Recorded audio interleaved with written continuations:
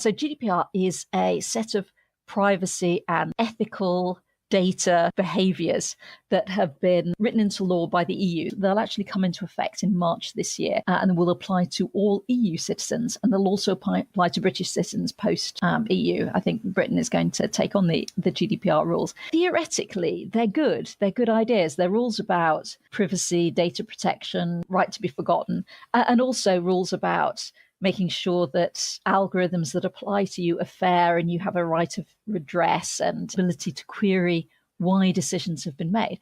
All of that is good, but it's quite all stick and no carrot. And the stick is very big. With accessibility, there was no downside to people swapping what they were doing, exchanging ideas, saying, well, I'm doing this and maybe this works, maybe this doesn't work.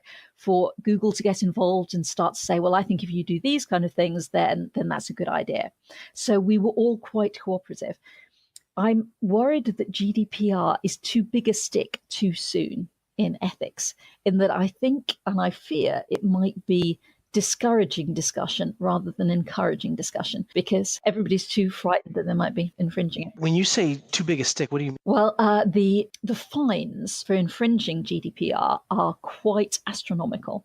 They're millions and millions of pounds, millions and millions of dollars. And right now, we don't yet know how aggressive the EU is going to be in applying those fines. Right. So we don't have a good idea yet, which means everybody's frightened.